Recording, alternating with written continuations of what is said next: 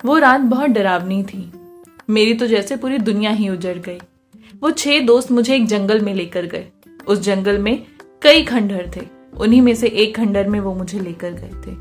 सबने बारी बारी मेरे साथ गलत किया। तभी अचानक वहां एक और लड़का आ गया। जैसे ही वो उस खंडहर में मेरे पास आया तो मुझे देखते ही उसकी चीख निकल गई, क्योंकि मैं वहां। नमस्कार, मेरा नाम सुनैना है। मैं एक गरीब परिवार से ताल्लुक रखती हूँ। बहुत काम ढूंढा था पर कोई अच्छा काम नहीं मिला और मजबूरी में मुझे एक रेस्टोरेंट में काम करना पड़ा। अभी मैं वहीं काम करती हूँ। मेरी उम्र कोई ज्यादा नहीं है, लगभग 21 साल है। मेरे पापा तो सालों पहले हम सबको छोड़कर चले गए। हमारे घर में कमाने वाले सिर्फ मेरे पापा ही थे। मेरी बड़ी बहन और माँ भी हैं। अब हम तीनों ही घर में अकेले रहते हैं। पापा के जाने के बाद माँ को हमने बहुत मुश्किल से संभाला था। उन्हें तो जैसे महीनों होश ही नहीं था। जैसे तैसे हम सभी की गाड़ी धीरे धीरे पटरी पर आई। वो कहते हैं ना कि समय हर जख्म भर देता है, वही हुआ था। पापा के जाने के बाद माँ ने काम करना शुरू कर दिया था। वो एक फैक्ट्री में काम करती थी, क्योंकि पिछले कुछ दिनों से उनकी तबीयत बिल्कुल भी ठीक नहीं थी, तो उनका वो काम भी छूट गया। रही बात मेरी बहन की, तो वो कोई ज्यादा पढ़ी लिखी नहीं थी, जवान थी, शादी लायक हो गई थी वो। पर अभी हमारे पास इतने पैसे नहीं थे कि हम दीदी की शादी कर पाते। माँ जैसे तैसे थोड़ा बहुत हम दोनों को ही पढ़ा रही थी, लेकिन पैसे की कमी होने के कारण दीदी ने ज्यादा पढ़ाई नहीं की। उन्होंने माँ को कहा कि आप मुझे छोड़ दो, मुझे मत पढ़ाओ, लेकिन आप सुनैना को पढ़ाओ, वो पढ़ाई में भी बहुत अच्छी है। तो दीदी ने पढ़ाई छोड़ दी सिर्फ मेरे लिए। मैं उनका ये एहसान कभी नहीं भूलूंगी। मैंने आगे अपनी पढ़ाई पूरी की। जैसे तैसे मैंने अपना कॉलेज पूरा किया। उसके बाद भी मैं पढ़ना चाहती थी, लेकिन एक दिन मेरी माँ ने मुझे कहा कि बेटा, मैं तुझे बस इतना ही पढ़ा सकती थी, इसके आगे मैं तुझे नहीं पढ़ा पाऊंगी। तू तो जानती ही है कि तेरी बड़ी बहन भी शादी के लायक हो गई है, उसकी भी शादी करनी है और तेरी भी। अभी तक कुछ भी पैसा नहीं जोड़ा हमने। कुछ पैसा जोड़ना शुरू करेंगे तभी तुम दोनों की शादी हो पाएगी। माँ बहुत मुश्किल से हम सबका खर्च उठा पाती थी। बेटा, कभी कभी तो ये सब कुछ सोच सोचकर ऐसा लगता है कि जैसे मेरा दिमाग ही फट जाएगा। क्या करूं, कैसे करूं, कुछ समझ नहीं आता। तुझे पढ़ाने के लिए भी मैंने इतना सारा कर्ज ले लिया था, वो भी उतारना है।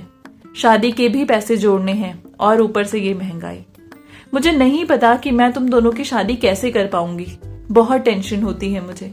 पता नहीं हमारी जिंदगी में आगे क्या लिखा है और कैसे गुजरेगी। मुझे हमेशा से ही ऐसा लगता है कि मैं तेरी दीदी को ज्यादा नहीं पढ़ा पाई। वो भी तो पढ़ना चाहती थी, लेकिन मेरी कमी की वजह से वो नहीं पढ़ पाई। इस बात का दुख मुझे हमेशा रहेगा बेटा। आजकल तो जमाना इतना आगे बढ़ गया है कि हर किसी को पढ़ी लिखी बीवी ही चाहिए, और वो तो सिर्फ 5वीं तक ही पढ़ी है। पता नहीं उसकी शादी कैसे होगी और कौन करेगा उससे शादी। मैंने माँ को कहा कि माँ, आप फिक्र मत करिए, मैं अपने लिए कोई जॉब ढूंढ लूंगी। हम दोनों कुछ न कुछ मिलकर दीदी के लिए कर ही लेंगे। मैंने भी अपनी पढ़ाई उसके आगे नहीं की। जैसे तैसे माँ ने काम करके कर्जा सधा दिया। पर हम दो बहनें की शादी की टेंशन की वजह से पिछले कुछ महीनों से उनकी तबीयत बहुत ज्यादा खराब रहने लगी थी। उन्हें अपनी फैक्ट्री से बहुत छुट्टियां लेनी पड़ रही थी। फैक्ट्री का मालिक इस चीज को बर्दाश्त नहीं कर रहा था। पहले कुछ महीनों में तो उसने माँ को छुट्टियां दे दी थी, लेकिन जब छुट्टियां ज्यादा होने लगी तो एक दिन उसने माँ को कह दिया कि हमने आपकी जगह किसी दूसरे को रख लिया है, आपको कल से आने की जरूरत नहीं है। मेरी माँ उसके सामने बहुत गिड़गिड़ाई थी, लेकिन उसने उन्हें काम पर नहीं रखा। माँ ने आसपास और भी कई फैक्ट्रियों में काम ढूंढने की बहुत कोशिश की, पर उन्हें एक भी जगह काम नहीं मिला। कहते हैं ना, जब किस्मत खराब होती है तो कोई भी आपका साथ नहीं देता। ऐसा ही उस दिन हुआ था। माँ इतना परेशान हो गई थी कि वो रोते रोते घर आई। जब दीदी ने उनसे पूछा कि वो क्यों रो रही है तो उन्होंने उन्हें सारी बात बताई। सिर्फ माँ ही थी जो हमारा पूरा घर चला रही थी। उस दिन हम तीनों बहुत रोए। हम तीनों ने ही अपनी किस्मत को बहुत कोसा था। अब वैसे भी माँ की उम्र हो गई थी, उन्हें काम ही नहीं मिल रहा था, और अगर कायदे से देखा जाए तो उनको आराम की भी जरूरत थी। अब बारी मेरी थी। मुझे कुछ ना कुछ काम तो ढूंढना ही था। एक सुबह मैं घर में बिना किसी को कुछ बताए घर से बाहर निकल गई, काम की तलाश में। सोच रही थी कि माँ ने हम दोनों के लिए कितना कुछ किया है। पूरी जिंदगी उन्होंने मेरी और दीदी के पीछे लगा दी। अब बारी मेरी थी। मुझे उनको और दीदी के लिए कुछ करना था। दीदी ने भी मेरे लिए बहुत त्याग किया था। उस सुबह जब मैं घर से बाहर निकली तो ये सोचकर निकली थी कि कुछ ना कुछ काम तो जरूर मिल जाएगा, और मैं वैसे भी हर तरीके का काम करने के लिए भी तैयार थी। मजबूरी इंसान से सब कुछ करा देती है। माँ का काम छूटने के बाद घर में पैसों की बहुत परेशानी हो गई थी। आज मुझे काम ढूंढते हुए 15 दिन से ऊपर हो गया था, पर मुझे कहीं कोई नौकरी नहीं मिल रही थी। सब कह रहे थे कि वैकेंसी नहीं है। आज फिर मैं नौकरी ढूंढने के लिए बाहर निकली। नौकरियां अब मेरे लिए बहुत जरूरी हो गई थी, क्योंकि माँ भी घर पर ही थी और दीदी भी। हालत बद से बदतर होता जा रहा था। आज जब बाहर निकली तो एक रेस्टोरेंट के बाहर मैंने वैकेंसी का बोर्ड देखा। बहुत खुश हो गई थी मैं कि चलो अच्छा है, आज मुझे शायद कोई काम मिल जाएगा। खुशी खुशी उस रेस्टोरेंट के अंदर गई। बहुत सुंदर और आलीशान रेस्टोरेंट था। रिसेप्शन भी था।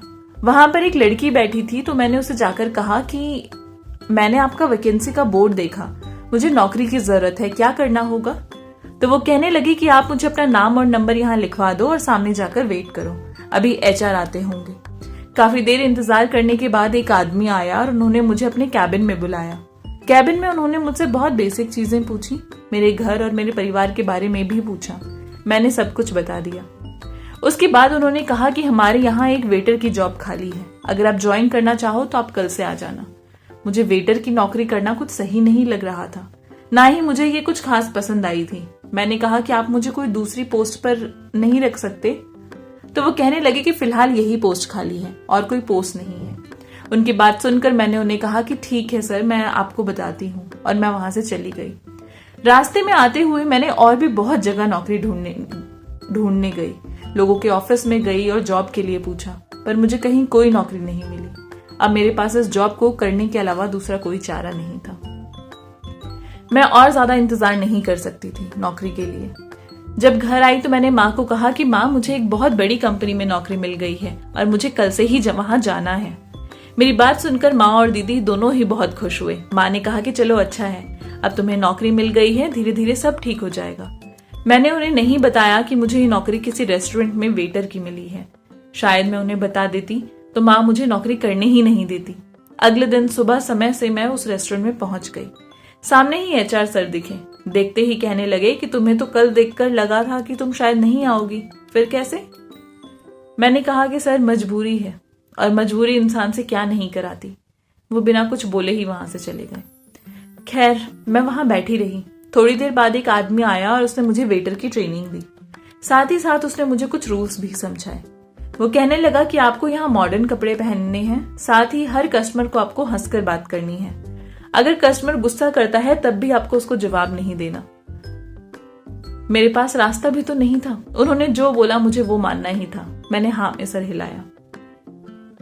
मैंने अपना काम शुरू कर दिया था। पैसों की जरूरत तो थी ही मुझे बहुत। वहां जब भी कोई कस्टमर आता तो सबसे पहले तो वो मुझे ऊपर से नीचे तक अपनी गंदी नजरों से देखता था।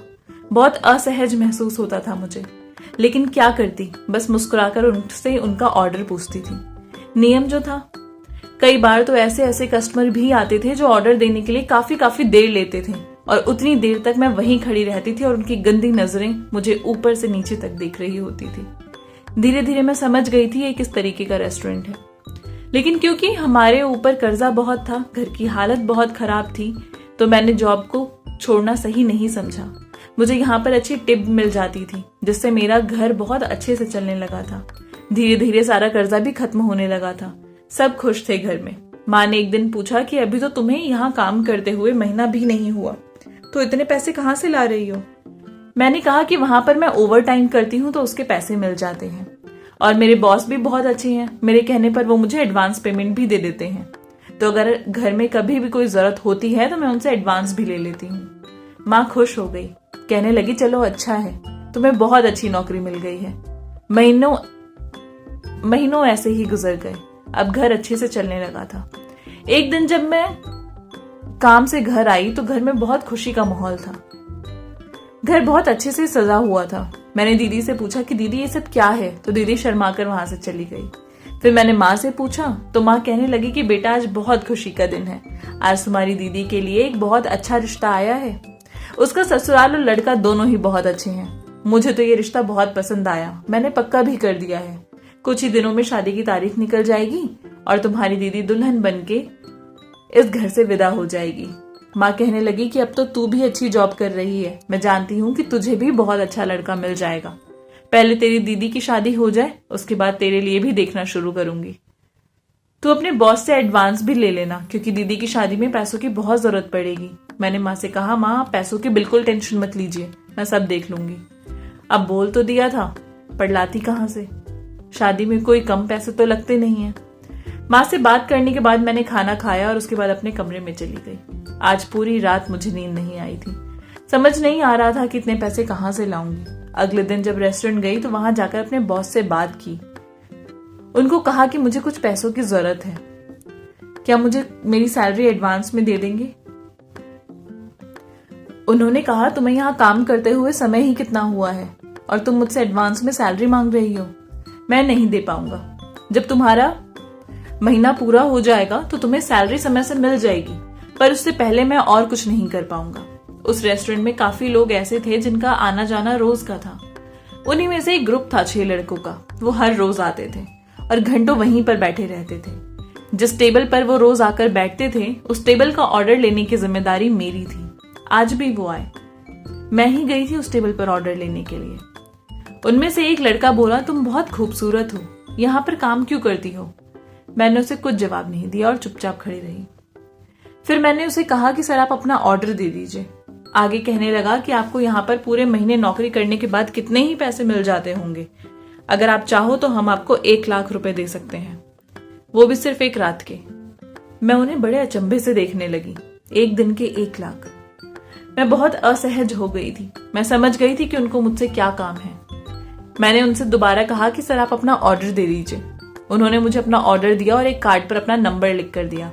कहने लगे कि अगर कभी भी लगे तो फोन करना। मैं चुपचाप वहां से चली गई। घर आई तो माँ पूछने लगी कि बेटा एडवांस में पैसे मिल गए?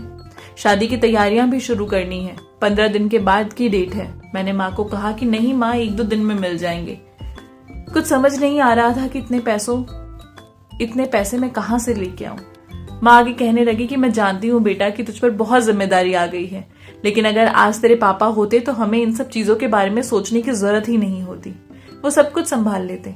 ये सब बोलते बोलते माँ की आंखों से आंसू छलक पड़े।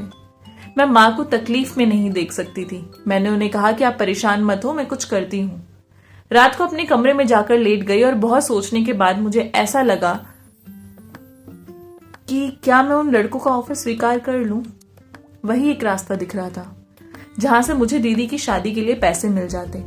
मैं किसी भी हाल में अपनी माँ का दिल नहीं तोड़ना चाहती थी। मैं दीदी के ससुराल वालों से भी मिली थी, वो वाकई बहुत अच्छे लोग थे। लेकिन दहेज तो आजकल हर जगह जरूरी है। बिना दहेज के शादी होना तो आजकल नामुमकिन है।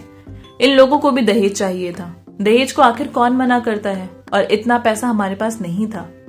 अगर इन पैसों का इंतजाम नहीं होता तो मेरी दीदी का रिश्ता भी शायद टूट जाता और मैं अपनी दीदी को दुखी नहीं देख सकती थी। मेरी दीदी ने मेरे लिए बहुत कुछ किया था। मुझे कुछ ना कुछ तो करना था। सुबह दोबारा रेस्टोरेंट के लिए निकलने से पहले मैंने माँ से कहा कि आप परेशान मत होना, मैंने अपने बॉस से बात कर ली है, आज रात तक मुझे पैसे मिल जाएंगे। वो खुश हो गई बहुत और मैं अपने रेस्टोरेंट को चली गई। वहां पहुंचने के बाद मैंने उस कार्ड पर से नंबर लिया और उनको कॉल किया। मैंने कहा कि मैं तैयार हूं। वो लड़का कहने लगा कि ठीक है, तुम शाम को हमें कॉफी शॉप के बाहर मिलना, हम तुम्हें वहीं मिलेंगे। रेस्टोरेंट का काम खत्म करने के बाद उनके बताए हुए जगह पर मैं पहुंच गई। कुछ देर इंतजार किया, उसके बाद वो लोग आ गए। गाड़ी से आए थे। उस गाड़ी में 6 लोग थे।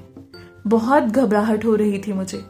उन्हें देखकर एक मन किया कि वापस चली जाऊं, पर माँ की आंखों के आंसू और दीदी का मुरझाया चेहरा मुझे नजर आने लगा। मैंने हिम्मत की और मैं उनकी गाड़ी में जाकर बैठ गई। वो लोग मुझे एक खंडर था वहां लेकर गए। उन सभी ने बारी बारी मेरे साथ गंदा काम किया। बहुत दर्द में थी मैं उस समय, खून से लथपथ, लेकिन उनको मुझ पर दया नहीं आई और मेरी मजबूरी ने मुझसे क्या कुछ नहीं कराया। कुछ देर में उन लड़कों ने मेरे ऊपर पैसे फेंके और मुझे वहीं छोड़कर चले गए। मैं वहां दर्द से कराह रही थी। उठने की बहुत कोशिश की पर मैं नहीं उठ पा रही थी। इतने में वहां एक लड़का और आया। शायद वो वहीं कहीं आसपास रहता होगा। मुझे इस तरीके से देखकर वो जल्दी से मेरे पास आया और मुझे अस्पताल ले गया। वो मुझसे बार बार पूछ रहा था कि क्या हुआ, पर मैं उसे कुछ बताने की स्थिति में नहीं थी और ना ही बताना चाहती थी। अस्पताल में उसने मेरा इलाज अपने ही पैसों से करवाया। काफी रात हो चुकी थी तो माँ मेरा इंतजार कर रही थी। मैंने घर पर फोन किया कि मैं अपने ऑफिस की तरफ से 2-3 दिन के लिए कहीं बाहर जा रही हूँ। जब आऊंगी तो पैसे लेकर आऊंगी। माँ ने कहा ठीक है बेटा, ध्यान रखना। उन 2-3 दिनों में मैं अस्पताल में एडमिट थी। वो लड़का मेरा बहुत ध्यान रख रहा था। जब मैं वहां से डिस्चार्ज होने लगी तो मैंने उस लड़के को बता दिया कि ये सब काम मैंने किस मजबूरी में किया था। वो लड़का बहुत ही अच्छे परिवार से ताल्लुक रखता था। उसने मेरी मजबूरी समझी और मुझे अपनी कंपनी में एक अच्छी नौकरी भी दी। हॉस्पिटल से 3 दिन में स्वस्थ होने के बाद मैं वापस अपने घर गई। 1 लाख रुपए मैंने अपनी माँ को दिए। वो बहुत खुश हुई। दीदी भी बहुत खुश थी, लेकिन वो लोग नहीं जानते थे कि ये पैसे मैंने अपनी इज्जत गवा कर पाए हैं। मुझे नहीं पता कि मैंने सही किया या गलत, पर मेरी मजबूरी थी। उस काली रात को मैं शायद जिंदगी भर नहीं भूल पाऊंगी।